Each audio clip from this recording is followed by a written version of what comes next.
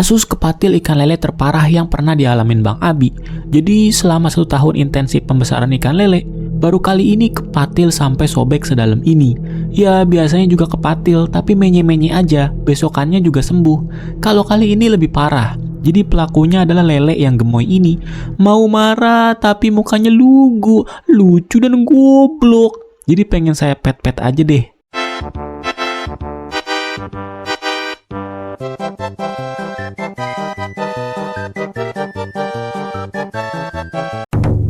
Nah, setelah 1 mingguan lukanya udah mulai kering dan rapat lagi. BTW saya nggak demam ya. Mungkin karena si Lili matilnya dengan penuh kasih sayang. Oh iya, patil lele itu di sirip dadanya ya, bukan di kumisnya. Yang masih nganggep patil lele itu di kumisnya, udahlah nggak usah jadian kita. Bang Abi, kapan diajarin cara pegang ikan lelenya Bang Abi? Dari kemarin cuma ngeliatin klip VTuber doang. Kenapa nggak diajar-ajarin? Ya udah, sini saya ajarin caranya. Pertama harus ada ikan lelenya dulu ya. Iyalah, kan ini video tentang pegang ikan lele, bukan cara pegang ikan lili. Caranya nih ya, di sirip dadanya ini kan ada durinya ya. Nah, itu patil ikan lelenya yang bisa bikin kita luka. Jadi patil ikan lele itu bukan di kumisnya ya. Nah, jari kamu selipin di situ, terus pegang deh. Pastiin mata ikan lelenya ketutupan sama telapak tangan kamu yang lembab. Pokoknya ikutin kayak yang ada di video ini lah. Kalau udah gini dijamin lelenya adem, tentrem, gak bakalan galak. Karena doi merasa nyaman dan tentram. Panen ikan lili.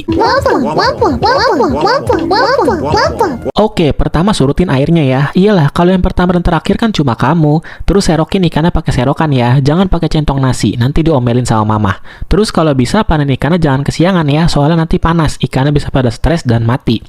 Terus disortir tuh buat ngelompokin mana yang ukuran konsumsi. Biasanya sih 1 kilo setuju. Terus mana yang kekecilan dan mana yang kebesaran gemes lucu kayak Mona. Kipas angin kosmos Wamuna nempel di dinding.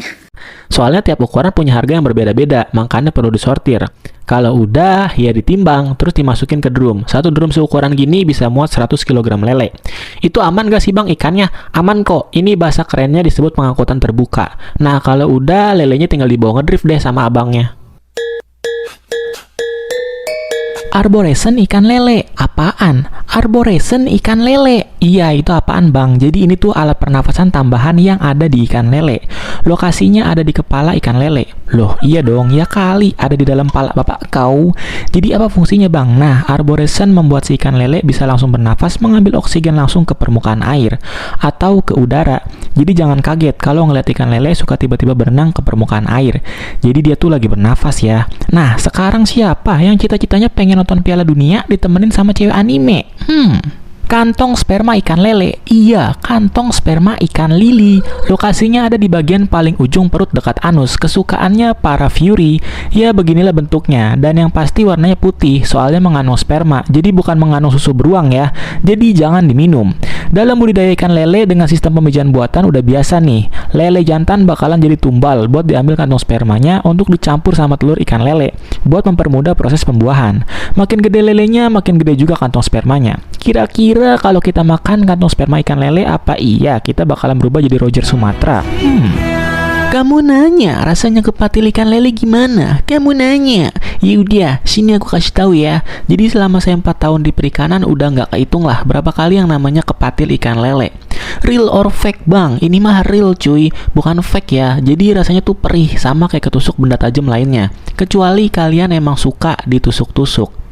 Emang ada ya? Lah, terus demam nggak bang? Sejauh ini setiap saya habis kepatil ikan lele nggak pernah demam sih. Dan belum ketemu juga sama jurnal yang ngebahas soal demam yang disebabkan dari kepatil ikan lele. Apa jangan-jangan saya udah kebal dan memiliki DNA ikan lele, terus diutus oleh Kratos untuk berubah jadi lele man demi mengumpulkan Dragon Ball bersama Optimus Prime. Si Optimum Prime! Oh, kinginangin Optimum Prime! Fungsi patil ikan lele apaan ya bang? Jadi selain buat menusuk brutal ke tangan manusia, patil ikan lele berfungsi untuk alat pertahanan dan juga berfungsi buat membantu ikan lele bergerak. Nah, kayak beliau ini lagi coba jalan buat nyari sumber air terdekat. Ayo semangat, ganbare lele akun. Waduh.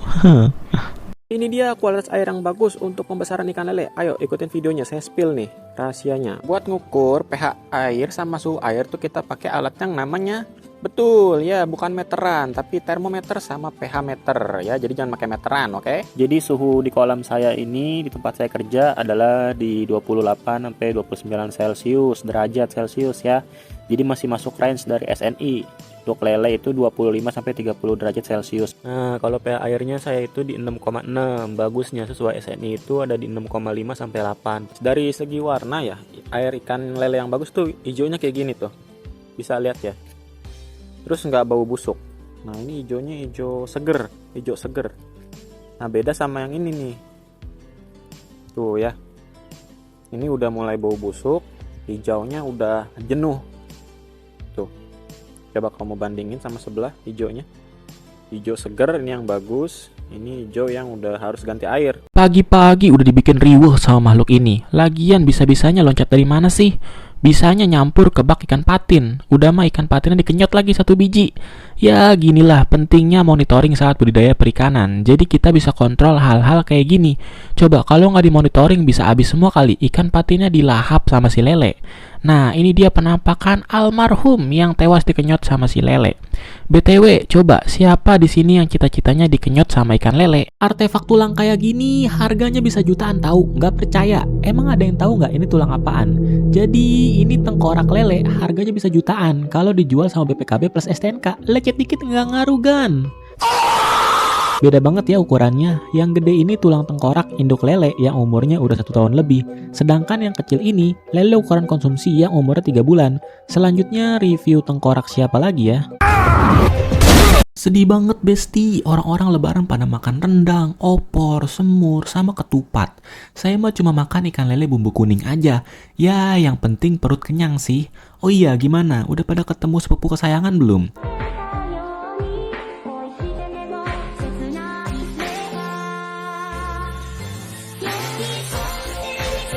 Nah, jadi cara bikin ikan lele bumbu kuning tuh gampang tahu.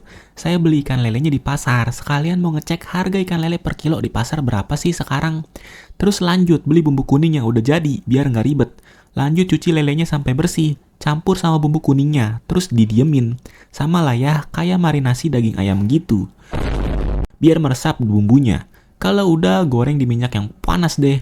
Nah, ini gimana? Kasih nilai dong masakan saya. Serius, enak tahu masak lele diginiin? Ini dia alasan kenapa saya nggak takut makan ikan lele. Pasti sebagian dari kamu masih banyak nih yang suka percaya sama stigma kalau lele yang ada di pasaran itu makan kotoran hewan ataupun manusia. Tapi ya nyatanya sekarang pembudidaya ikan lele itu udah banyak yang pakai pelet untuk pakan ikan lelenya kok. Mungkin yang masih ngasih makan ikan lele pakai kotoran hewan atau manusia itu mah pembudidaya abal-abal kali ya. Terus ya, Badan Standarisasi Nasional sejak tahun 2014 udah nerbitin loh yang namanya Standar Nasional Indonesia. Bagaimana cara membudidayakan ikan lele dumbo yang baik, mulai dari induk, benih, dan produksi induk. Kalau masih belum yakin, kamu bisa juga deh beli ikan lele segar di pembudidaya lele terdekat di daerah kamu. Jadi bisa kamu lihat sendiri pakan apa sih yang mereka pakai untuk ikan lelenya. Kalau masih belum yakin, kamu bisa juga ke pembudidaya ikan lele yang sudah tersertifikat CBIB atau cara budidaya ikan yang baik. Kalau masih nggak yakin juga, ya udah deh, nggak apa-apa. Mungkin sepertinya kamu nggak berjodoh dengan si lele. Coba sekarang komentar, siapa yang punya pacar kumisnya mirip ikan lele? Udah segitu dulu ya, saya mau lanjutin makan pecel lele. Ada yang mau? Nemu tumpukan tulang di bak terbengkalai. Jadi nih, waktu itu lagi bersih-bersih bak yang udah terbengkalai dan nggak keurus. Tiba-tiba ketemu sama tumpukan tulang kayak gini. Sebelum panik, ada yang tahu nggak? Ini nih tulang apaan sih? Sini saya bisikin. Jadi ini tuh tulang induk ikan lele yang udah meninggoy. Nah, ini 1 biji saya amanin deh. Bentuknya masih rapih dan lumayan bagus. Jadi saya bersihin aja, tapi nggak bersih-bersih banget, biar estetik. Tapi bingung, oi mau taruh di mana? Ya udah deh, jadiin teman buat rebahan aja. Mumpung hari Minggu.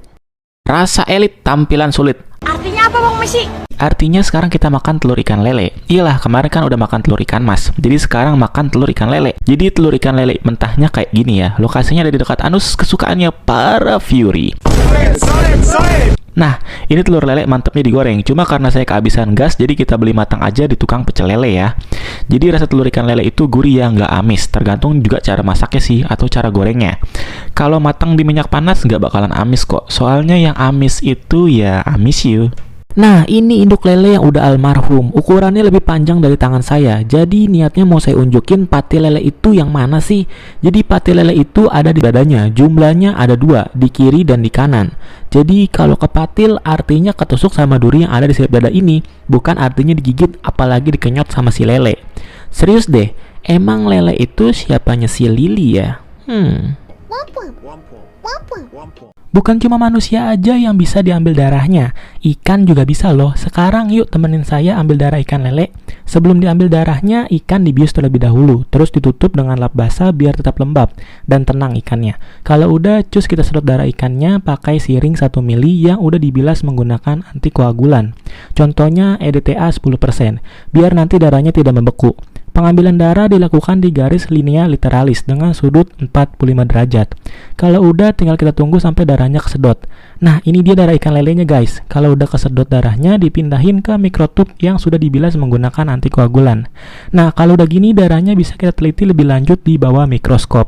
Gimana menurut kamu? Coba komen di komentar. Aduh, lagi lapar gini enaknya kita kasih pakan induk ikan lele. Gas lah, ambil pakan dulu di karung. Soalnya kalau di kompor nggak ada.